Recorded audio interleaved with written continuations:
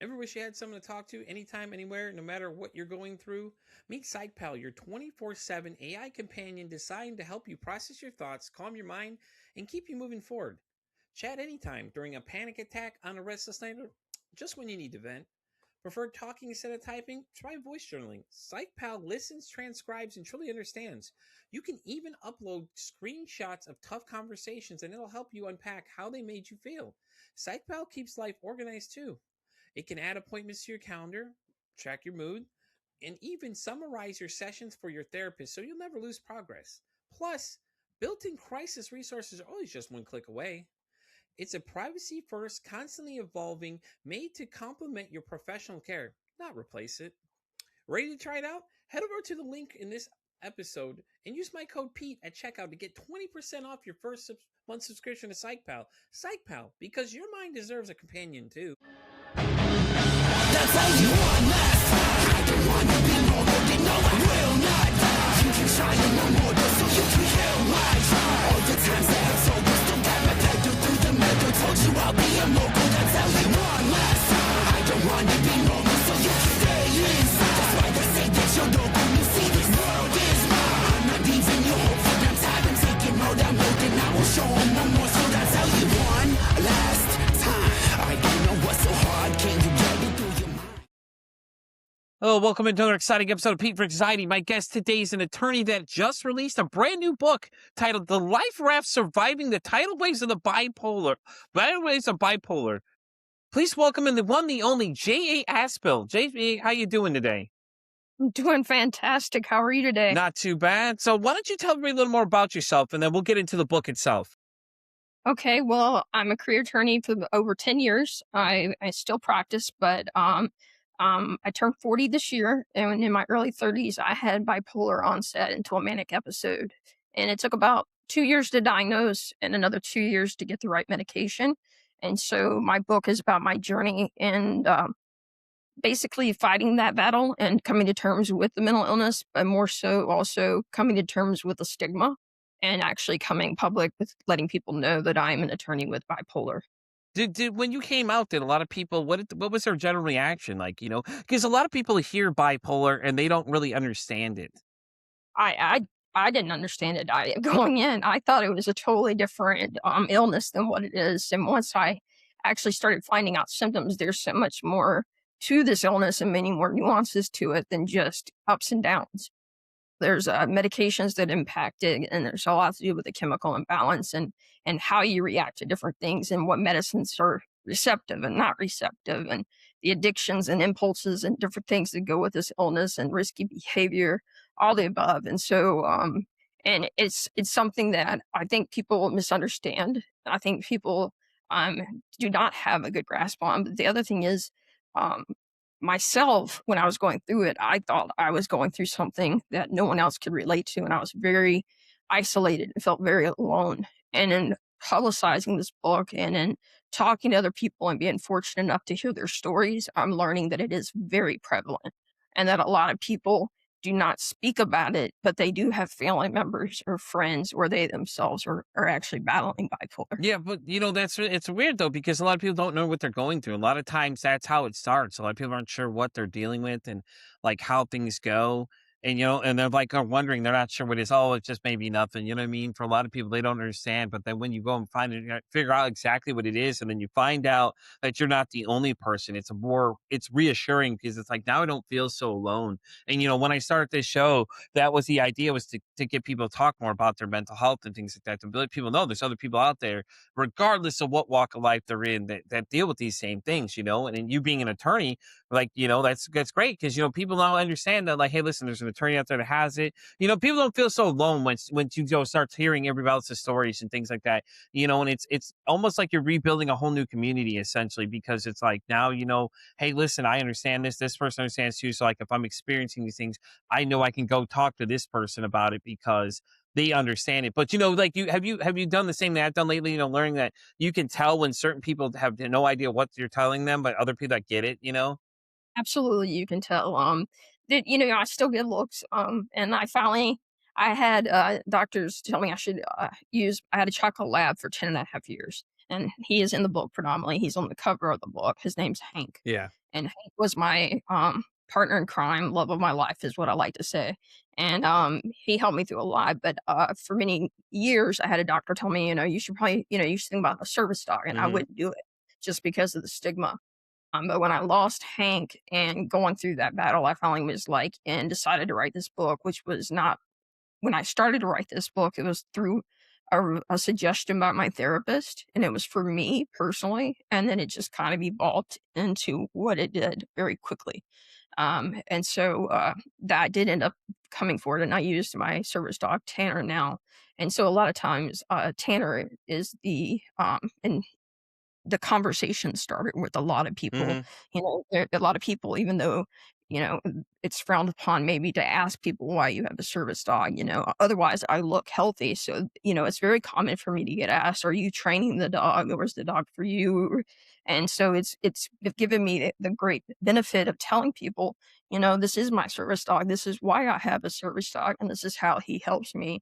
And the best part about the book is people don't have to uh, speak to someone directly and have that confrontation and personal conveyance of their secret and feel like they're vulnerable in that way. Mhm. They can pick up the book in their private time and no one knows they're reading it or getting that help through the book. And that's what I like the best about the book approach is that, a lot of times I believe people don't buy the book directly when they see me, maybe at a book signing or something. A lot of times I see people take pictures of the cover or something, and I think they later on maybe buy it through the outlets that's available. Yeah, and that's interesting too, though. But I think it's really great when people ask questions, though, because a lot of times I think that's where we fail as a society. We don't ask enough questions. Like we're not curious enough. Like people get, and then on the other side, a lot of people are like, "Well, I'm like get a lot of questions," but you have to understand they're asking you because they want to know.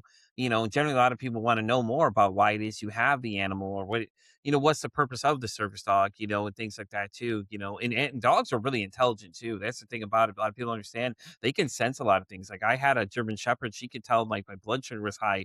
She'd come near me and I'd know like she'd be right on top of me. I know something's not right because she could sense it before I knew it.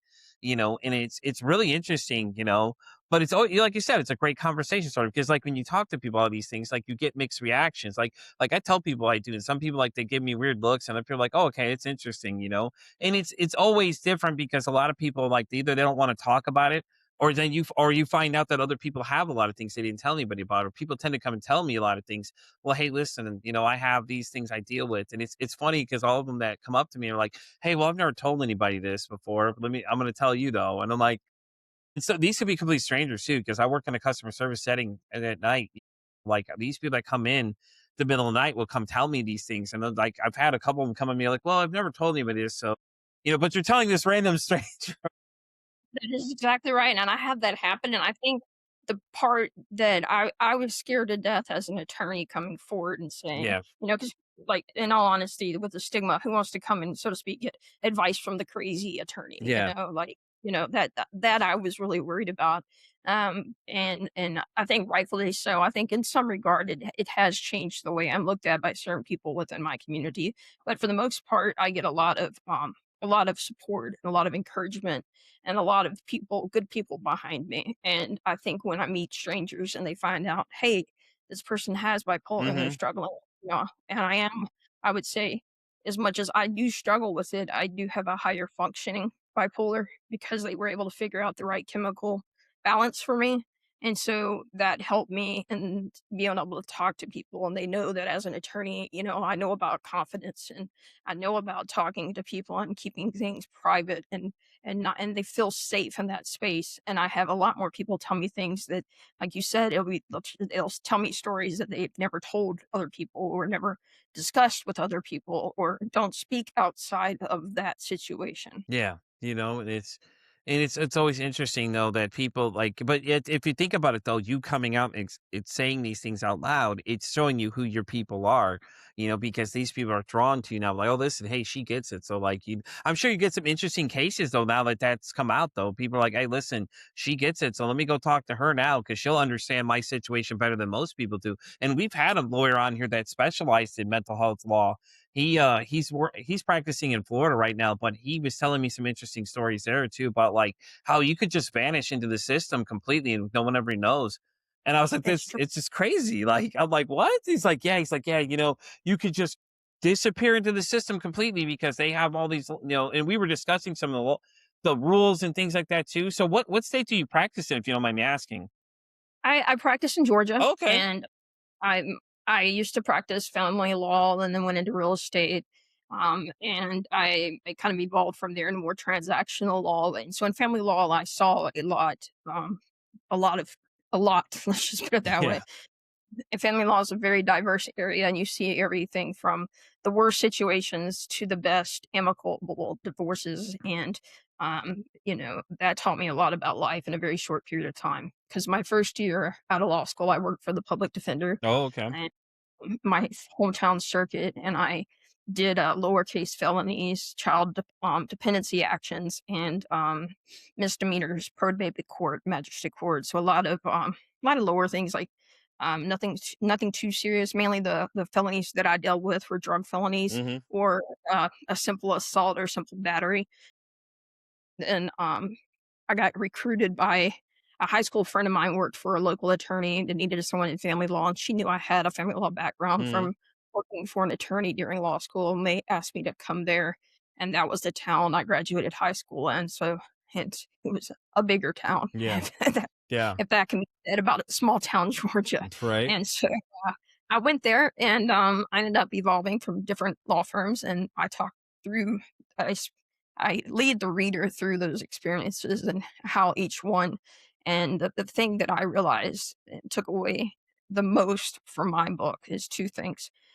First and foremost, looking back over my life when I started writing the story, I saw the symptoms were there from the very beginning. Yeah. And I never realized that's what it was. I thought those were my personality traits. I thought everybody thought like that.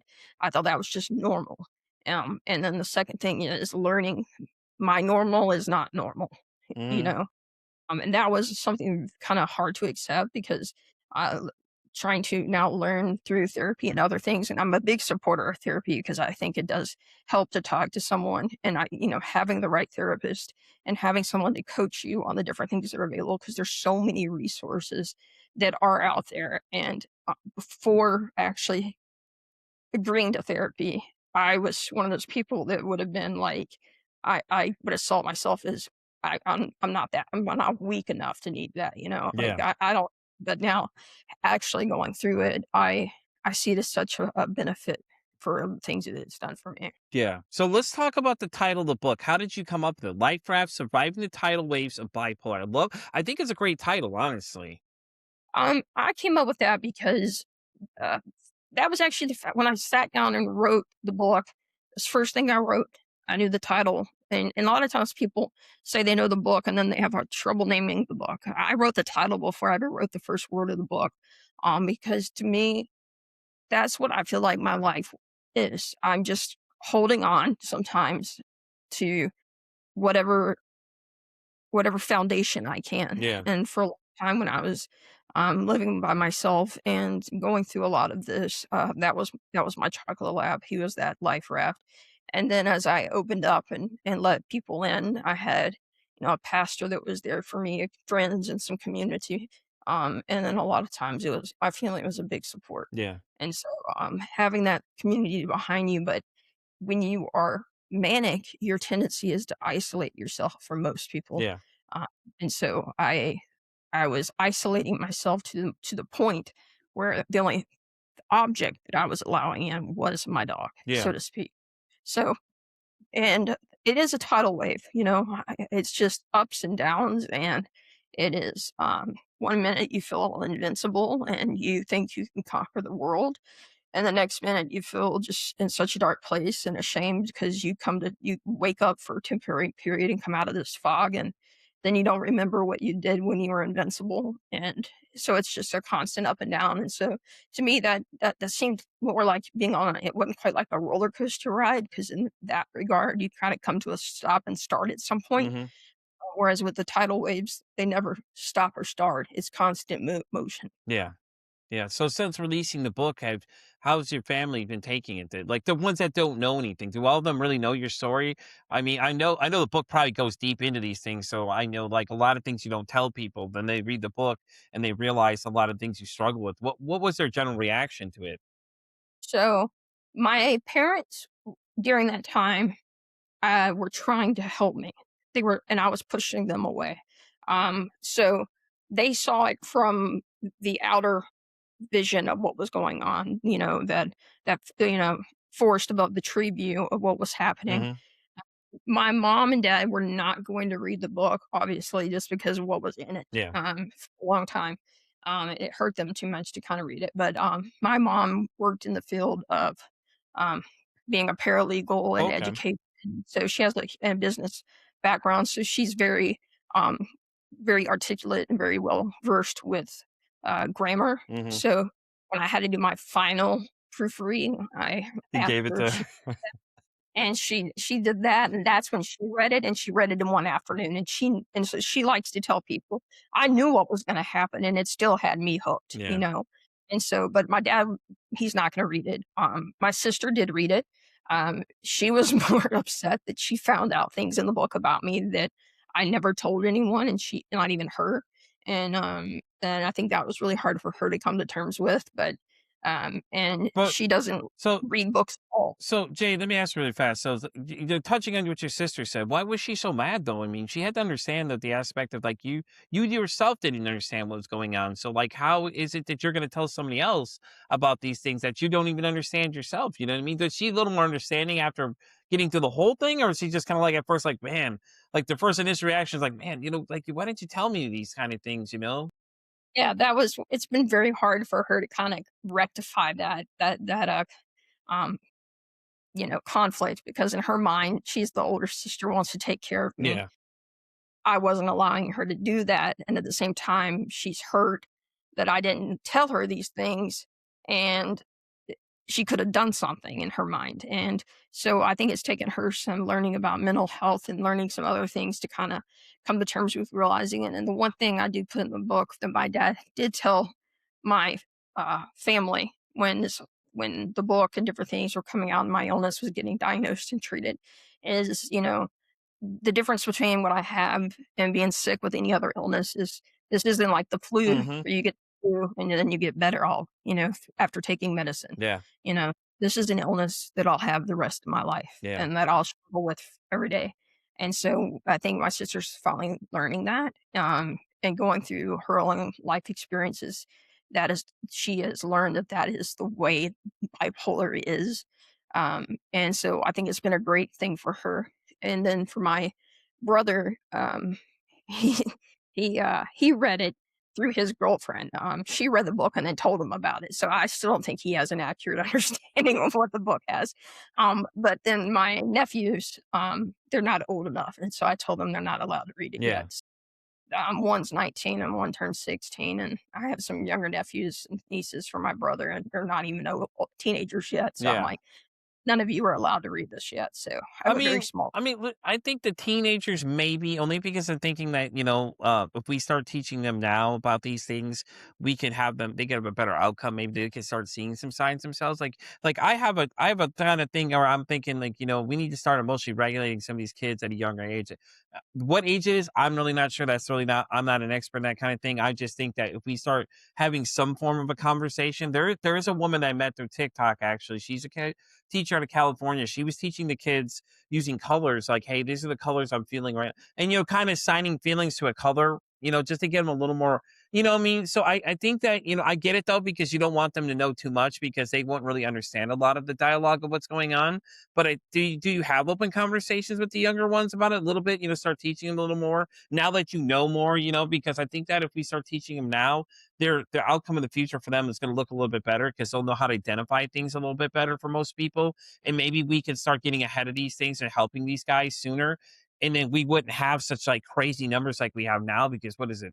I looked at a meme the other day, 177,000 suicides already in 2026. And it's just like we're only a few months in. And already this is the number is already like staggeringly big. And I think if we start having conversations with these younger individuals, we and obviously get somebody in that knows what they're how to better relate it to them and just kind of like start scaling it to start teaching them a little more emotional regulation. Maybe we can start fighting this number because 10 to 14 is actually on the uprise for young gentlemen that are committing suicide at the young age. And it's just, it's crazy though to just see the number and you're just like, damn, already 177,000 already. And like what percentage of those are males? We don't know, because by the end of the year, predominantly it's mostly males, because we know how men think versus, how women think kind of thing, and I think having conversation with the younger ones, but I do agree. I don't think any of them should be reading it just yet because they don't really not going to understand it. Maybe when they get to like 26, somewhere in that range where the brains are fully developed, maybe then let them read the story and get them a little more idea of what it is and then talk to them about it. But, just having an open conversation with them at a young age, I think is a great idea though. My older nephew, who's 19, is his first year in college, and he and I talk very openly. We've always had a great relationship in that regard. Sometimes I have to remind him I'm not his uncle because he likes to tell me things that are more uncle based. But it's just funny. But he and I have a great relationship, and I'm very thankful for that because I know that if he needs a safe space, we've been able to talk, and I talk to him not just about mental health Yeah. that he needs to do, but we talk about life goals. And, Hmm. I also am the first to tell him, if you're ever arrested, who do you call? Things like that. So we have those conversations too. I mean, listen, And I may need your number there just in case he has some trouble. Hey, listen, you got to call my attorney over here. that's exactly All right. right. And then That's my awesome. younger nephew, he's on the spectrum for autism, but Okay. he is high functioning. Okay. He's very gifted when it comes to music, Oh, and okay. very gifted when it comes to video games. And so like those his mind just clicks in that regard. And so when I have conversations with him, we talk about it from a different Yeah. framework because he takes things so literally, but he has a great understanding that through through his eyes that he's seen me and I was just sick and he thinks I'm better now. It's And it's interesting though for him being on the spectrum because now you get the perspective of what he's seeing it from, and you get a better understanding of what some of these individuals on the spectrum look at it from because they think in a different mindset, like you were saying. And I think it's a great example though, is that like he sees things differently. But you had me at music. I was like, music, all right, no, that's all right. Okay, listen, me and him might have to have a conversation one day about that. I love music. I'm a huge music guy. he kept telling me about a band called Dream Theater, Mm-hmm. and, okay, I thought it was a brand new, like, No. band. No, he goes, "That's a 40-year-old band, it's from last century," and I'm like, "My bad." Oh, yeah, My Dream Theater, yeah, they're known for those, like, extensive, long, like, instrumental solos and things. Yeah, yeah, God, yes. yeah, he's a drummer, and he's the Oh, first to okay. tell you that he does something, and he's like that because he's a drummer, and it's the That's best so thing. interesting, though, he's into Dream Theater and things like that too because, like, you figure Everything you from knew where he'd be into. yeah, instrumental music, Dream Theater. He likes learning AC/DC Oh, because he okay. knows my dad likes Okay, AC/DC, and okay. Alright, he's got he's good he's a local, taste. and so and then Foo Fighters. So he definitely has the ear, and Mhm. a lot of times he doesn't know how to read music. He listens to it and learns how to play it. Uh, and that's what's really interesting to me is that he does have that gift. Yeah, I had a friend in college, he could do that too, he could listen to it, but he was a guitarist, so he could listen to it and then start playing on the guitar and figure out how to sync it up, and it was really cool to watch him do it though, and different things like that too. So it was very interesting to see how he could just hear the song and then start picking up, and his taste in music was more punk rock, so like Anti-Flag, Pennywise, Less Than Jake, things like that is what he would listen to. So it's interesting to hear the different he's listening to a band like Dream Theater that God, they were around when I was in high school. Like I But don't, that is I'm his we're music. the same age, mind you. We're in the same age range. So like, man, like it's crazy to hear, but it's like it's interesting to hear because he's listening to different things, and the different drummers and the Foo Fighters is great too. Dave Grohl is really great, but the different things like at least he's listening to different styles and kind of developing his own thing as he goes. Yeah, the big thing that he had this year, which has come a long way, because when he first started band, Hmm. he was in percussion. They have like the bells and the chimes and his percussion at his band of his high school, and then he's progressed to the drums. And then this past Christmas concert, he got to do the drum solo for All I Want for Christmas, and that was like the highlight of the show. And I'll never forget. After the show, I went down the hall just to say bye to him because I had to leave early. And when I did, I gave him a hug and got a picture with him. And one of his classmates didn't know who I was, and they go, "Oh, she had to get a picture with the drummer." I let him have his cool moment with his friends, and then got out of there. You know, he's gonna be like the guy from, remember, you ever seen that movie, The Rocker? Remember the one where the guy had, Yes. that's gonna be him though, except for, he's gonna have the influence on somebody, like, has he thought about starting his own band at all too? Is he interested in Yeah, that? he is really into marching band. Okay. Like, he loved marching band. He did marching band for Hell school. yeah. He lettered, and he actually, his father went to Georgia Tech, and so he really wants to go play marching band at So Georgia that'd be Tech. dope. That'd be pretty cool to hear That's though. his So big you'll goal. we'll have to keep in touch after this though, and keep me let me know if he does, because that'd be something cool to see. Like, hell yeah, because that's really cool. Because like Drumline was such an interesting movie when it came out. People didn't realize how serious people took it. And like in the end of it, where they had that big, big Yes, show and everything, and like they do a lot of that stuff. It's crazy how much stuff you can get into with that. and I actually asked him the other day, I go, "Have you not seen the movie Drumline?" He goes, "I don't know what movie you're talking about." And I'm like, "Yeah, okay, Netflix didn't find it. Like, I don't know where it is, but It's somewhere out there. find the I'm sure you can find it somewhere, man. Just if you just search on yeah." the internet these days, there's so many different apps these As days. or as God. he says, just search it up, search it up. Google it. Yeah, just Google. Come on, Auntie, just Google it. You're like, okay, all right, yeah, all right. Sorry, it's a little shit.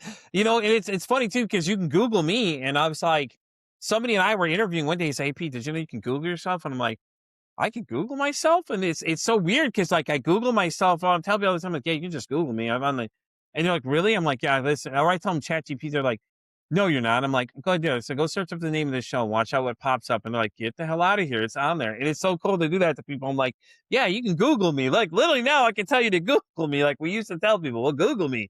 But that's so cool though. He's doing those things, and I love people that are high functioning because a lot of times, these guys are smart. They're so smart, the things they can do. It's like if anything, they're smarter than most people. They're almost Oh, genius level. You absolutely. know what I'm saying? Like, or that level of, genius and things they can do. And a lot of people always look down on people that always had some kind of disability. But really, me, like, what I've learned from the people I've met, a lot of them, there's some young gentleman I knew, he could tell you every city, every capital in the world of any country. You spin a globe and point, and he could do it. It's crazy. There's a comedian that does that. Are you talking Hmm. about the comedian? There's that comedian that, learned all the capitals of all the countries so he could pick up women, and when he does his stand-up, he does his crowd I've work. not heard that. I've not heard that one yet, but no, this is a young man I met. That's my, like, outlet is comedy. I love That's how comedy. I Yeah, Yeah, I watch a lot of comedy, and there's a comedian that, talks about, learning all the capitals to all the countries in the world and how he used it as his pickup line for women, and he does crowd work where he has people name random countries, and he names the capitals. that's so cool. No, I haven't seen that one yet, but I love comedy though.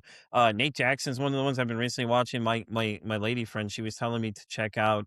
Um, He's from Washington, he's from near I went to Seattle University oh for law God, school, so he's out area. yeah, yeah. No, you know what show I love? Kill Tony. I've been telling people I want to go to Kill Tony. Like I was telling this joke about this fruit incident I had, and I was telling people like I'm working on my Kill Tony set for one day because I'm in the Dallas Fort Worth area and it's in Austin, and I'm like, man, I'm gonna go do that one day. I don't care how bad I get embarrassed. I'm just gonna go do it one time, just because I love comedy. Because like I grew up with like well, we grew up with Robin Williams, and we had all of them greats. Now these guys these days like Matt Rife's really great. And then I can't think of the other guy, the little skinny gay dude. I can't think what his name is now. There you go. That guy. I would kill to have that guy come on here and talk to me. He was fucking great. Yes, He's he's great. so fun. He came, to Macon, which is about 2 hours south of me. Yeah. So it was gonna be really hard for me to get there and get everything arranged because it was the time frame, so I wasn't able to make it to his show. But, I'm really hoping he comes back soon. He But probably will. Honestly, he probably will. Like he was here in this area too, and I missed him last year around December. I wanted to go see him, and he had come through, and I was going to get a sign. I was really going to bring a sign that says, "Hey, you want to be on my podcast?" to see what he says. And I want to sit like front row because I'm just ready to get roasted. I'm like, just come on and roast me, dude. I'm like, I'm letting go him and then Nate Jackson. I want to get a sign, get some like a T-shirt that says, "Hey, Nate, roast me" or something because I'd love it, dude. It'd be so much great to just sit there and get picked on by Nate Jackson for an hour. I'd love it, dude. I absolutely agree, and then I actually had the privilege and honor of meeting Josh Wolf last Okay. week. Okay, really? He That's came awesome. in mission, and I got to meet him and got to talk to him and be able to thank him for, the comedic relief he provided me, and, he was such a genuine guy. I was really impressed with him. It's, sometimes, you hear the stories about meeting the people, they don't, Yeah, don't live meet up your to. heroes, that saying goes, Yeah, yeah. I think he was what I imagined. Jay, I think what it is how you meet your heroes. Because you think a lot of these people run up to them and just like crowd their space instead of respectively coming up to them. It's different. I think how you approach them for a lot of things like that too. And there's a guy we had on the show season one. Dave Mowry and I were talking about that. Me and him were making jokes about that the whole time, but that was just us, because Dave was taking his own mental health journey and turning into a comedy act for people. So he'd make jokes about like being suicidal and all these other things. For the whole hour, we had a freaking blast. We were just sitting there going around talking about it. But he teaches people how to deal with their mental health that way. Like he has to come on and teaches individuals the art of comedy and things like that, and how to turn your it's like if you can't make fun of yourself, like what are you doing? If you can't make jokes about it, because it is what it is. This is what you deal with, kind of thing. And people deal with it in different ways. Like you said, comedy helps. I love comedy though. Like I love seeing them. My favorites were like Ralphie May. Unfortunately, no, he's no longer here and things like that too. And Matt Matthews was the other one too. He cracks me the hell. Every time you see his thing, he's just like the shit he says. I'm like, dude, this guy would be a blast to hang out with. His resume is insane, like, for the things he's done in his life, Hmm. like, how he came to be a comedian, Hmm. and, went to see, Mateo, Yeah. I can't Yeah. and, he was really funny because I didn't know. I mean, he's like a multilingual. Hmm. He is was in a chef at a five-star restaurant or something like that. I mean, he's so diverse of an individual, and then does his stand up just brings all those parts to it. It's really cool. Yeah, no, I agree. I love it. It's great. Like these guys these days, like we grew up the greats, man, and now we got these guys now. So it's like we compare a lot of them together and the things that we were experiencing till now. And it's like comedy has changed a lot too, the way they do things now. Like we had Robin Williams, we had God, what do we have? We even had Jamie Foxx. Remember Jamie Foxx used to do stand up. That was crazy. Him, Tommy Davidson used to do it. And you had like the Def Comedy Jam was a really big scene for a while. In Living Color, we had all the sketch comedies and things like that too. So we were blessed with all that. We had Jim Carrey doing sketch comedy with people on In Living Color. Like we grew And up, the SNL is totally different during our era than it is now, yeah. I think. Oh yeah, definitely. Show some of these kids these things they're like, yeah, okay, that's not funny anymore. This is more funny. And it's Yeah, like, they don't see the humor, and it's like, "No, that's actually really funny." this is where it came from. What do you mean? If these guys didn't do it, that we would never be where the hell we're at now. Like Andrew Dice Clay would insult a lot of people, and they think it's hilarious, and they're like, "Oh, this is great," and he's totally serious. It's like, yeah, well. But those are my favorite though. I love those videos. Like you're scrolling through like YouTube or TikTok or something, you come across the comedians and they're standing up there and they're in the intimate setting. Dave Chappelle did it too. Like he did that intimate setting where he was literally in the middle of the room and he was sitting there hanging out and he's talking to people. And it's so cool to see when they do those kind of things because you know, it's one of those things where Dave Chappelle is so influential to us because like I remember when he used to have that high pitched voice and now his voice is a lot deeper than what it was before. But it was like that was your go to, whenever you need to laugh, you could just flip on. And now with Netflix and everything else, you have so much access to everything now. I've watched everything. I love Leanne Morgan, Kristen Keith, Fortune Feimster, like, all of them. Like, I have my certain group that I like a lot, but Hmm. I do watch just different ones all the time, just constantly trying to, see what's out there, especially in that the benefit of Netflix and the internet is how many of those little skits and reels pop up Yeah. now. Yeah, yeah, and it's been fun. It's great to see where it's going. So, JA, we're at the part of the interview where I told you that beforehand we're going to ask you two questions. So here comes the first question I've been asking all my guests. So the question to you is, if your mental health had a song, what would you say that song would be? This was a Uh, great question, mind you. We've had some very interesting answers come through on this one now. the song, I think it's Matchbox 20. I'm not, I'm just a little unwell Hmm. right now. You can't tell that song. I sing that song to myself over and over. I'm not crazy. just a little unwell. Yeah, yeah, I know that song very well. Matchbox 20, yeah, I remember Matchbox 20, yep. That song is the song that comes to my mind because I sing to myself, "I'm not crazy," and then just keep going with that one lyric. He's just like, yeah, and it's like that too for me. Like I randomly sing songs, I'll get them stuck in my head because it makes my anxiety will grasp onto something and it'll just go repeat. And I'll just start singing random songs. So people are like, "What are you singing over there?" Oh, I'm just kind of coming my own thing, I work overnight, so like I got to keep it interesting for people. So like I'll just, Exactly. and I'm always the guy listening to music and things like that too. We've had a few bands on the show already. In the early beginning, I've had a bunch on already. We had Bryce from Pretty Suspect. I've had Lucy the North from the band called Haunter. She was on too. We found out she had BPD. So it was great to hear some of their perspectives on a lot of things when it came to music and things like that too and stuff like that. So that's the Matchbox 20 is actually the first time it's been mentioned so far since this question has been asked. We've gotten Rage Against the Machine. I think the Doors. Mhm. What the hell was it? It's Raining in My Head was one of them. If somebody came up, that was funny. I can't think what the other one was. Paul Bauer's one was really funny as hell. What was it? It's I can see clearly now the rain is gone. I Yeah. was just dying laughing. I'm like, what the hell is going on with these answers? Like some of these answers, everybody's like, they're like, Love that question though. you know what I mean? It cracks me the hell up like when they Music come in here and say those things. comedy and music are the way to go Yeah. for me. Yeah. So listen, so if you had to pick your top 5 bands, who would they be? Oh, that's a hard Oh, here question we for go. I'm curious now. see, I listen to so much music. The top 5 bands would be hard because I listen to a lot of What are different what are the like your artists. top 5 repeating bands you usually listen to? Like any of Um, your go-to ones that you I know Matchbox 20's gotta be on that list, obviously, because of the one song. I love Fleetwood Mac. Mhm. Um, I do like Fleetwood Mac a lot. I like, this is I guess this I can cheat a little bit, Tom Petty and the Yes, Heartbreakers. see, Tom Petty was great too. I love Tom Petty. I can say that one, and then I would say, Matchbox 20 is on there. I do like listening to Matchbox Oh, no, 20. the real question, Jay, would be is NSYNC or Backstreet Boys? Now, this is the real defining this is gonna really change how I feel about you right now, okay? I, NSYNC for upbeat music, Oh, come on. Backstreet Boys for better music. Just Backstreet Boys, I think, were more artists yeah. than NSYNC. NSYNC was more pop, but I think NSYNC was more fun. Backstreet Boys got a little too deep in their emotions for me.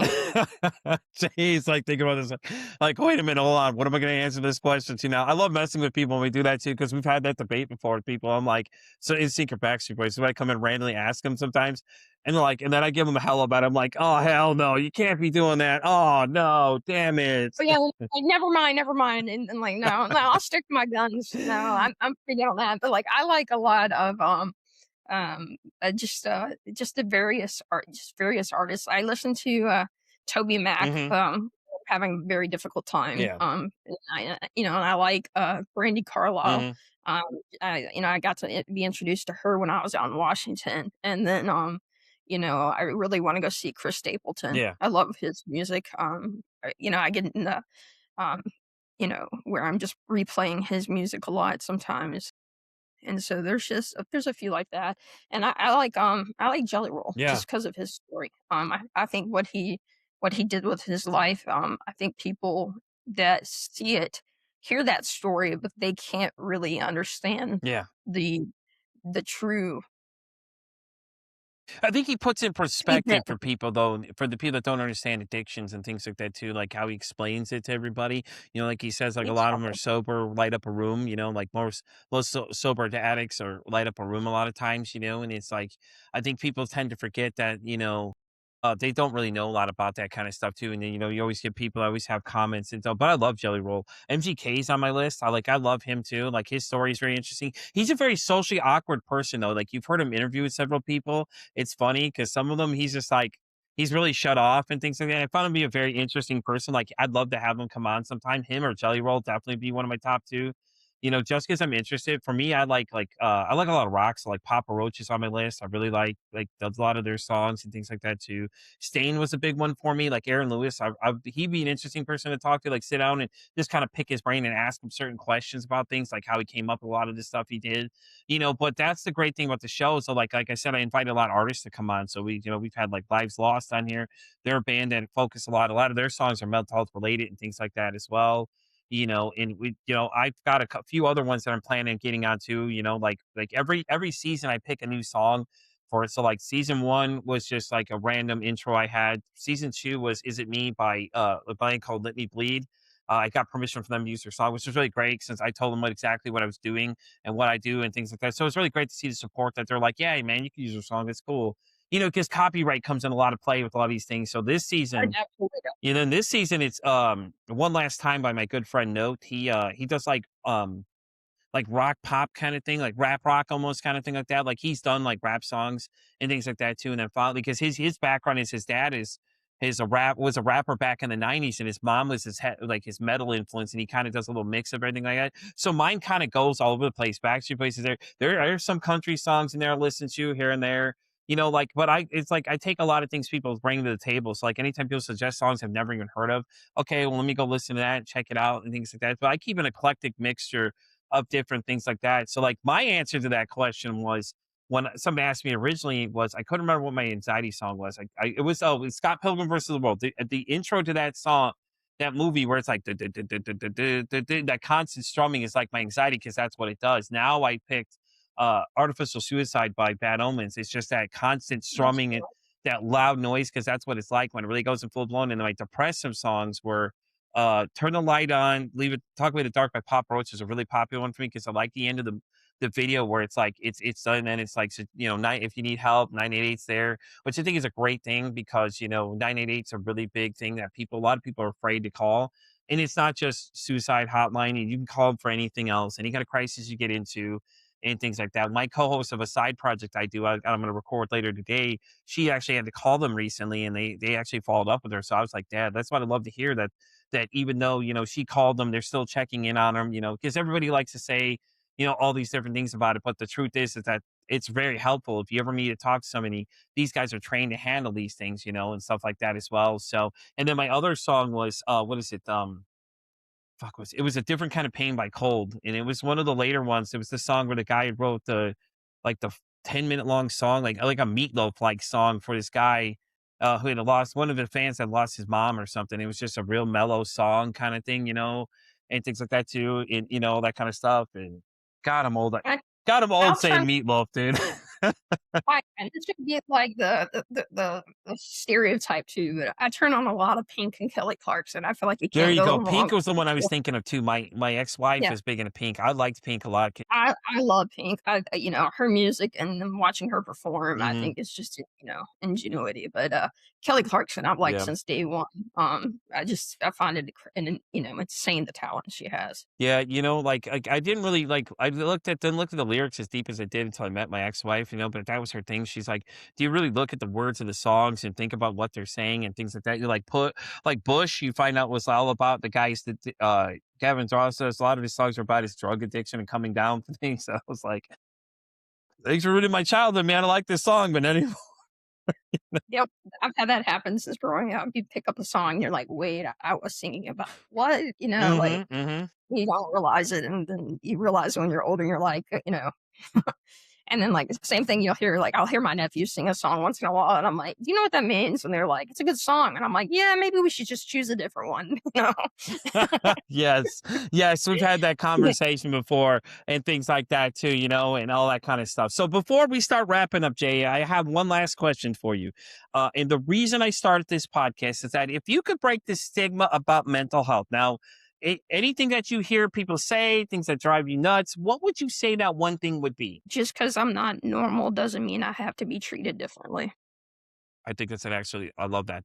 I'm going to clip that. I'm going to use that for definitely. It's going to be a powerful clip right there. I think what you're saying, it makes a lot of sense because I think a lot of people treat us differently when they find out these things because they don't know how to do it, whatever the subject be, survivors of suicide, addiction, overdose, all these things. I think a lot of people tend to do that. So I think that's a powerful statement you just made right there. I love it. So, J.A., with that being said, where can everybody find you? What is your best, what social media outlet do you use the most? I am on Instagram probably the most, and it actually I have a sync to a Facebook author page. All of it's under J.A Asbill. I have one for my service dog as Hmm. well, Tanner John. And then I use those primarily, and then I have it linked to TikTok as well. I'm still kind of learning the techie side of things. That was never really my forte. So I'm getting there. I'm being tutored by my older nephew because he's You know, very much. that's a funny story because my guest the other day I was talking to said the same thing. She's like, "Yeah, my I was on another show. It's called That's Trauma." Me and the host there were talking about that. She said that the same thing. She said that my little nephew is teaching me how to do these different things, and my daughter is teaching me TikTok. And I just laugh every time because I'm like, yeah, dude, it's sad. Like we're used to teaching our parents the same thing. Like we were playing video games. Oh, I got to teach you these things. So that really makes me laugh about that though. But He shows me things you can do with, like, Instagram hmm videos, like, I just do, like a, a screen or something, or, like, flashy images, yeah, short re and he's over here putting, like, 3 images of him dancing on the screen and stuff, and really really talented with it. But then, I also have a website, hmm jaasbill.com, and, the my book is available anywhere from Barnes& and Noble to Amazon. You can order it through my website. You can order it through those links. You can also find it at Target, Walmart. It's pretty available if you like we were talking about, yeah. just Google. Awesome. Well, that's awesome. Jay, thank you so much for coming to hang out with me today. I appreciate it. Do you have anything you want to say to everybody for anything, any final statement you have before I start signing this thing off? I my I have started a company and the brand says, survive your tide, ride the life raft, grab one. So just hold on tight. Everybody will get through their tidal waves. I love it. I love it. And with that being said, guys, we're going to wrap up this episode of Pete vs. Anxiety. You know where to find me at Pete vs. Anxiety. I'm on X all the way down to TikTok. I'm on Spotify all the way down to Pandora Radio. And as I always say, it costs nothing, absolutely nothing to be kind to somebody. One kind act you can do can save someone's life, or hell, you can make their day. I'm Pete vs. Anxiety, sign off saying, don't ask how your day is today. Say, hey, how's your mental health?